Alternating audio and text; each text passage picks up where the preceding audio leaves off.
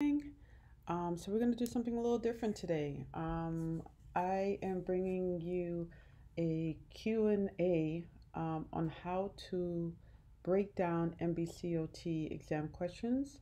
And I will probably do, I'm thinking about 5 episodes, but for now, this is episode 1. Okay, so let's begin. So, a couple of study tips. I'm going to give you guys 4 out of the 8 that I usually teach my students about. You will learn a little bit more about the course that is coming up. I am currently doing tutoring and mentorship. Again, I will give you more detail about that as we continue, but I do reserve all of my study tips for my students. But for now, number 1, first study tip is you want to make sure you pick a quiet designated study area. That means no television, no dog running around you, no music, no social media. You want to turn off your phone. It's important that you want to let your family and friends know that you will be unavailable because you have to study. This is very important that you set those boundaries to make sure that you get quality study time. It's also important too that you practice deep breathing. A lot of students, even myself, I've had this too. You have testing anxiety. So we as therapists teach our clients to breathe in through the nose, smell the flowers, blow out the candle. This is something that you should definitely put into practice, and I'm sure it's going to make a difference for when those anxiety comes up or when you start feeling like your nerves are starting to act up. Another study tip is do not study on an empty stomach, okay, nor after a large meal. Be sure to eat a reasonable sized portion meal, which will give you the energy you need. Because at the end of the day, you don't want to be so full that you are falling asleep. And on the other side, you don't want to be so hungry that all you can think about is food. So that's very important. Make sure you eat. If you're studying in the morning, you have a decent sized breakfast, but nothing too crazy. Number 4, and I know we live in a technology world, but this is so important, guys, and it makes a difference. Please purchase a notebook. You can go to this dollar store. It only costs you $1, as well as yellow highlighters. It doesn't necessarily have to be yellow. I just like yellow highlighters. It can be whatever color you choose, but make sure you get highlighters. And even though, like I said, we live in a computer world, it is best to target and utilize every learning style. Now, the 3 learning styles that I'm going to mention here, that is usually the basic learning styles, is auditory, which is learning through hearing of information. Kinesthetic is hands-on experience. For me, I'm more of a kinesthetic learner. I like to be hands-on. And visual is reading, seeing information, video, picture. We all have these 3 different learning styles, but there's definitely one that's very predominant. And it's very important that you identify with what your learning style is. But in my mentorship, and in my course, I make sure I utilize all 3 of these. So when you write your notes by hand, you develop a stronger conceptual understanding than by typing. Handwriting really forces the brain to mentally engage with the information, which until improves your literacy as well as your reading comprehension. And I think a lot of people struggle with really understanding what they're reading. So give it a try. Trust me, it works. Okay, so let's go into some test taking strategies. So in this first episode, I'm really gonna just let you guys know what I teach my students as I mentor them in preparation for NBCOT exam, or it could just be simple as a class assignment. And again, I'll give you more information about that as we continue. So the first thing I tell everyone is read twice. First, you want to read the regular way that you would normally read. Then you want to read very slowly, because it happens so often that people read a question and they read so quickly that they'll miss keywords, key phrases, things that certain things in the question that's going to help them answer the question. So it's very important that you read it the regular way. You read the question as well as the answer the regular way. Then you read very slowly the question. Okay. Number two, you want to learn how to pull out keywords or phrases. Okay. I'm going to teach you guys how to do that as we continue. Number three, what are you being asked? Okay, and a lot of these questions, the terms that are being used is accept, most, best, etc. Okay, as we continue throughout these episodes, I'll definitely give you questions that have, um, these particular words that you're going to often see. And fourth, do not overthink. All right, this is probably the most important one because and I've done it too, and I think almost everybody does it. Sometimes we overthink the question. So what the question may be asking could mean, probably meant, answer the question for the question and nothing more, because again we will formulate in our mind like, oh, what, maybe the question is asking this, or could it mean that, or maybe, or probably they're saying this. Don't do that. Answer the question for the question. Okay. It's gonna make a difference. Trust me, it's gonna make a difference. All right. So I came up with these two techniques, and I'm going to explain them. And it's called straight concept or flex method. What is this? So the straight concept is it takes out all the guesswork. These are questions that you're going to get in the exam, which is pretty much either you know it or you don't. Okay. For example, the question I have here is the sky blue or red? Okay. Again, this is just simple example, but we can look up at the sky and we can all agree that the sky is blue. Okay. Now, with the flex method, if you look at this question here, the question provides key, at times small details, to find the correct answer, hence some flexibility in decision making. So for example, the sky is dull and sunless with dark, heavy clouds. What kind of weather can we expect today? Okay.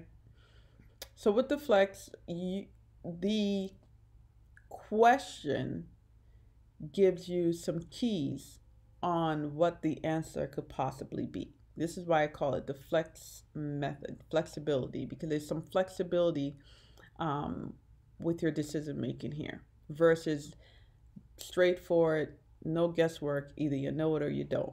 You could simply just not know the answer and still get it right when you use this flex method. So how does this flex method work? So we pull out the key words or phrases. So for example, I have it underlined here. So sunless, dark, heavy clouds. So we already know that as soon as we see sunless, we know it's not going to be C, because C says partly sunny, and it's made it very clear that it's sunless. So we know it's not that. Now we're looking between cloudy and rainy. Now it can go either way. However, the key phrase or words, I should say, that stands out, that separates it from being cloudy or rainy, is dark, heavy clouds. Okay, when we think of heavy, that is added precipitation. Clouds are so full that it needs to release the rain. Okay, so that is how you are able to really dissect the question. And again, don't worry about this. As I give you different questions, you'll actually really be able to see how you apply this to your NBCOT exam. Okay. All right. So let's jump into it then, guys. All right. Okay. Here we go. So just from reading this, I would probably ask you to identify if this question falls under a straight concept or a flex method. Okay, so I'll give you a second. You can think about it. Okay. I'm going to read it before I tell you which one it is. The Occupational Therapy Code of Ethics is a set of principles that applies to all levels of occupational therapy personnel. Which principle states that documentation should be accurate? As you see at the bottom here, I put my a link there for the YouTube video that I did covering all the principles of ethics. Be sure after this video to go check that out, or you can pause the video now and go take a look at that video and then come back and tell me what you think. So is this a straight concept or a flex concept? Flex method. This is actually a straight concept. Why is it a straight concept? Because it is specifically asking you from the Occupational Therapy Code of Ethics which principle, okay, states that documentation should be accurate. It's a very plain, straightforward question, okay? A lot of times with flex method, you will get, you'll often see this with intervention questions. So keep that in mind. All right, so this is a straight method, but we still always look for keywords, key phrases. So as you can see highlighted here, the key words or phrase is code of ethics. So this is clearly asking you about the code of ethics. So if you don't know the 7 principles of code of ethics, you're probably going to struggle with this question. I teach my students it's very important to not only memorize some information, but also be critical thinkers. However, at this particular portion, you do need to have a general understanding and would need to memorize some of this information. Okay, so like I said, code of ethics is a key. Which principle? So you know that it's referring to a principle, right? And we know that there's 7 principles in the code of ethics. And then lastly, documentation should be accurate, okay? So let's continue so you can see these answers here. So I should say options, not answers. So again, this is probably a good time to pause the video and write your answer down. Is the answer A, veracity, B, beneficence, C, justice, or D, fidelity? Okay, so I'll give you a second. Okay, let's continue.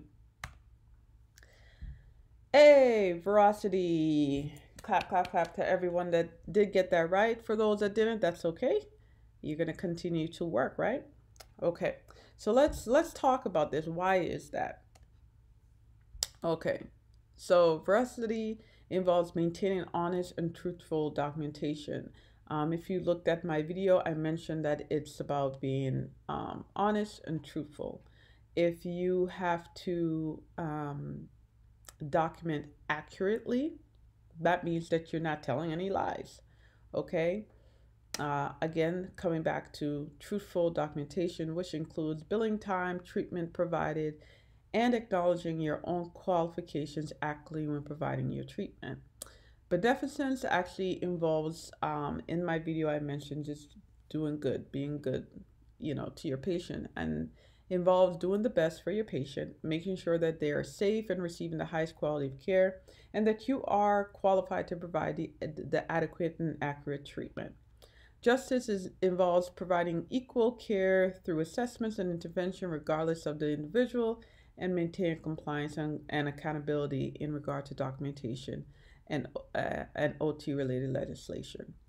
I can see how you might want to go that route with justice, but again, if you take the time to really understand those principles, memorize it. Certain things, guys, unfortunately, you have to memorize and you just have to know from school. Whereas other things, you just really need to have a general understanding. And lastly, let me move my face out of the way. And lastly, fidelity involves treating patients and co-workers with respect, honesty, and dignity.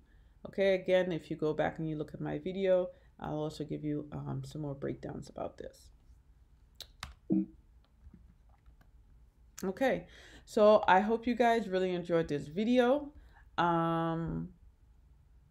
Be sure to subscribe. Don't forget to do that. Hit the notification bell so you don't miss when I do post.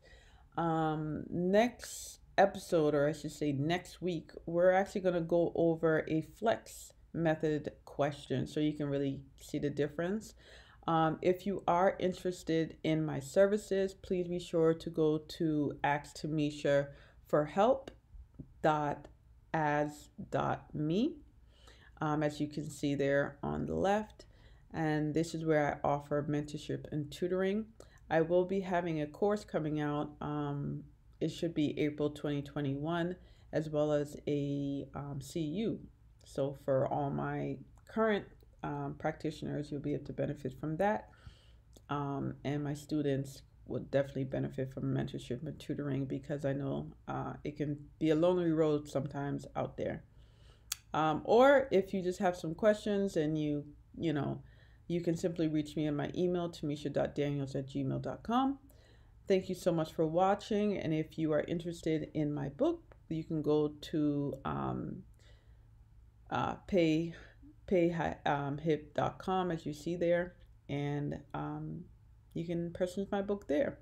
All right. My book is called 12 Case Studies. In that book, I also talk about intervention, documentation, examples. I really give you a full detailed breakdown. And also I cover 12 main diagnoses that you'll often see in skilled nursing facilities. So I hope this video is helpful. Please be sure to like, share, and subscribe, and I'll see you guys next time. Alrighty, take care.